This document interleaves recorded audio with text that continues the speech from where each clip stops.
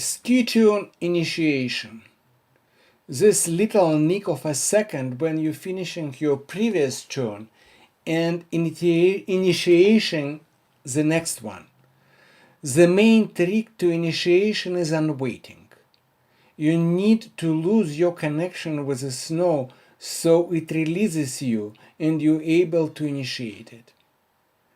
And there are two ways to unweight it. Unweighting up and unweighting down. Unweighting up, 95% of skiers do it, and I will talk rather briefly about it. The other 5% are those that ski with upper body solid. Some magic happens and they effortlessly turn left and right, and you instantly recognize the class and the level of those skiers. Those 5%ers, they are doing unweighting down. Right now, there are different examples of unweighting up on your screen. Nothing special and nothing wrong, and I was doing this all my skiing life. Basically, in every turn you flex, flex, flex, flex and flex more, and in the very end of a turn you extend up and you lose contact with the snow, and this is a moment when you initiate. In extreme situation, it may be a little hop or even a jump turn. You totally release your connection with the snow and you're free to initiate the turn.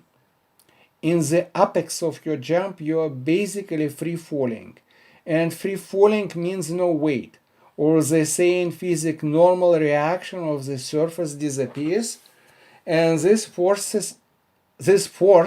is a weight, so weight disappears, and hence the name unweighting, meaning less or no weight for a brief moment in time.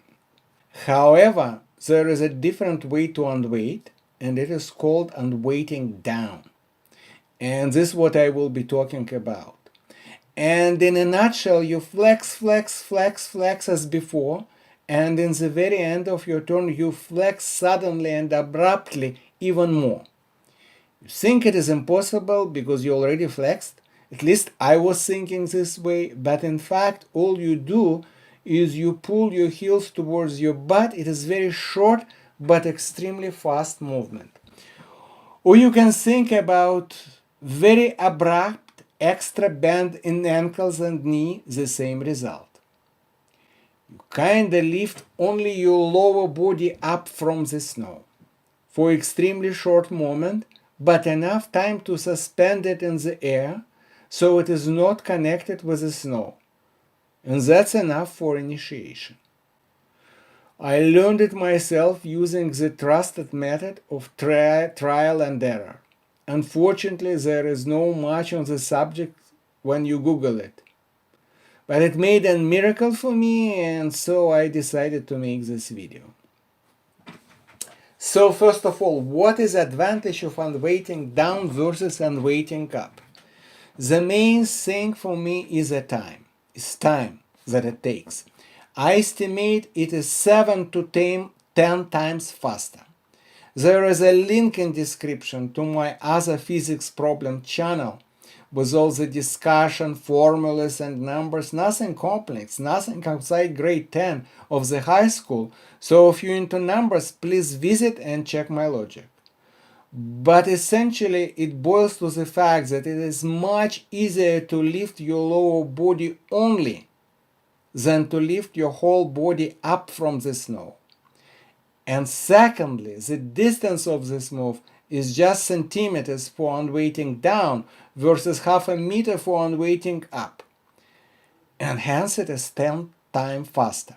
But what that means, if you travel just only 40 kilometers an hour and you skiing across the fall line, 1 second of initiation translates into 10 meters of a travel during this second.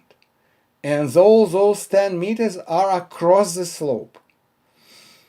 Because you initiation when you're finishing the previous turn and starting the new one, so you're still moving across. So try to do a short turn with this technique. It's simply impossible. So the 10 times less allows you to do a short turn, whether it is Gadil or Vedel, a short swing, or any other kind of a short turn, only with unweighting down. And the second advantage, if this is not enough for you, is how economical it is. Such a stable torso, no extra move, so much more confidence.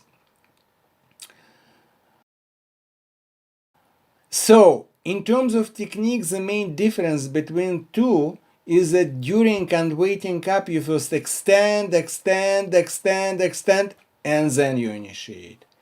And when unweighting down, you first unweight, suspending your lower body in the air a couple centimeters above the snow. And during this moment, you initiate. And then, when already turning in your direction, you extend your feet. So there is extension. It happens after initiation. In fact, when I'm doing this, I'm not thinking about extension at all. It happens on its own. And I'm not shy of pushing my tails out of the turn, which of course is a crime for racers, but so much fun for mortals like me with roosters and snowflakes all around and on soft snow and in powder. And unweighting is the only way to initiate the turn in the deep snow or complex terrain, unweighting up or unweighting down. So you have to choose between those, and unweighting down is way more efficient. So the next step, how I learned it if nobody taught me. First, I learned it on a very flat terrain in powder condition. That's not a real turn. If you put your ski across, it will simply turn, it will simply stop. But this was my first step, and you see it on the screen.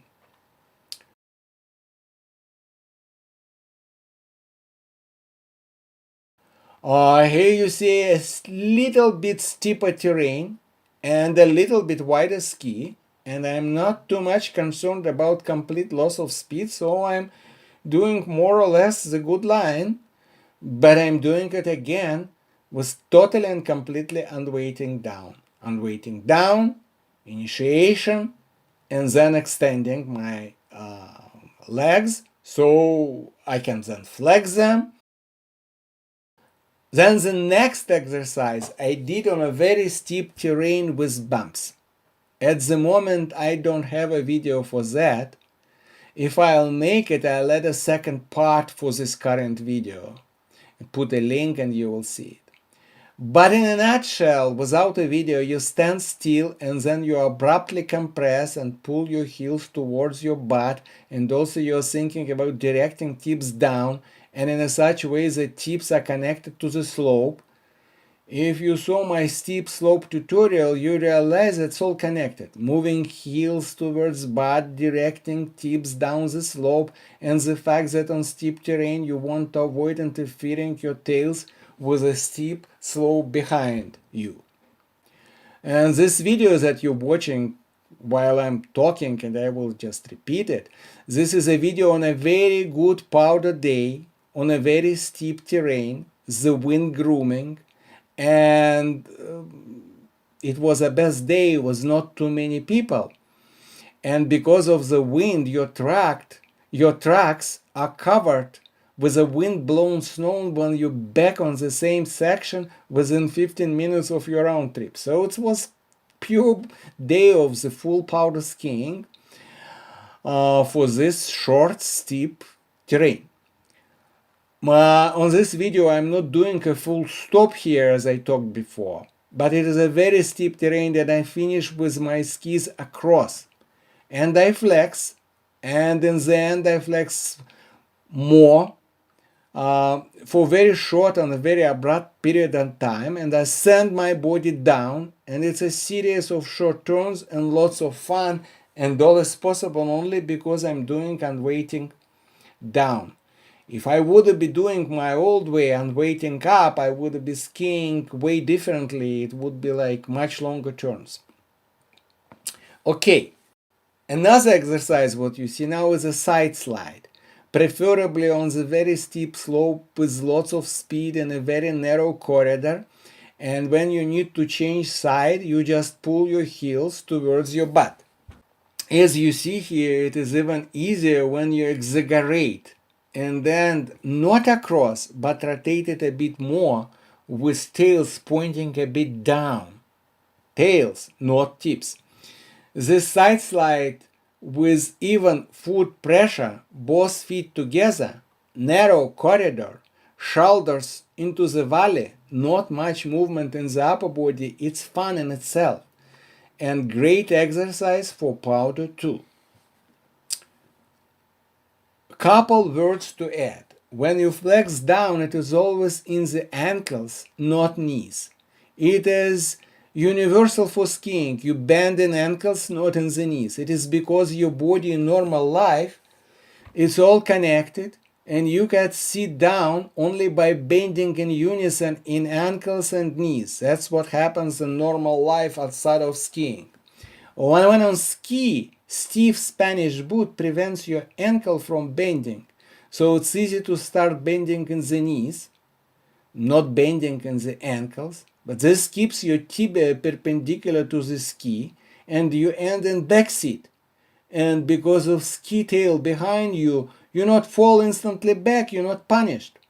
This completely, you not fall, but this completely ruins everything in terms of skiing technique. In real life, you will fall from the back seat, and you always have to keep your center of mass above your feet. So always remember, bend your ankles, never bend your knees. You bend the ankles, the knees will bend automatically when you're skiing. Usually it is synonyms, but not in skiing and not in windsurfing. And it's my luck that I practice both. And another thing, those short turns and unweighting downs goes very well with mastering anticipation. Anticipation is just throwing your body forward, down the fall line into the abyss. There is nothing to support you, but you have to anticipate that as you will be falling down into nowhere, the skis will make a turn on their own and will be below you and across in a nick of a time, ready for the next short swing or short turn.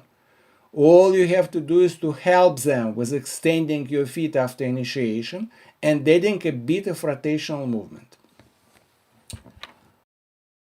Last exercise I did, and I have no video for this. I was doing medium turns in a straight body position without flexion.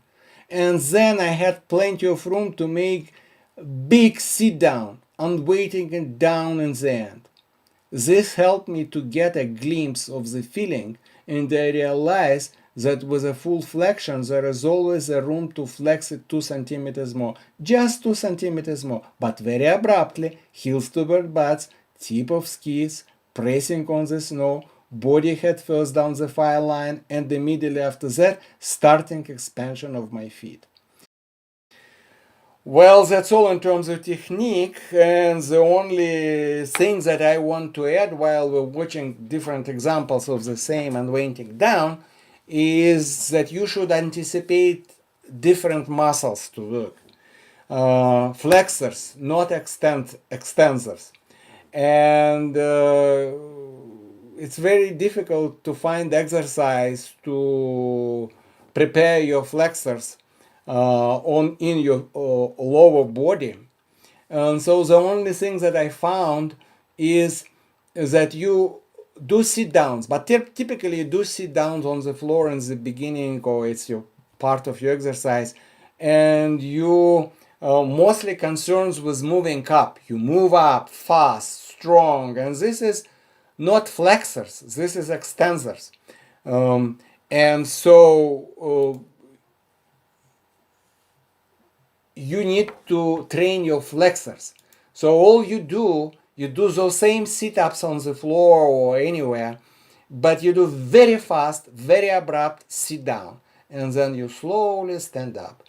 Very abrupt, very fast sit down, slowly stand up. Try to do it. Try to do it 5 times, 10 times, more and more in the beginning of the season. No matter what you do, your flexors will be tired. Tell you that. but for the first 2 days, and then everything would be beautiful. I hope that this was useful for you, and I hope you liked it, and thank you for watching.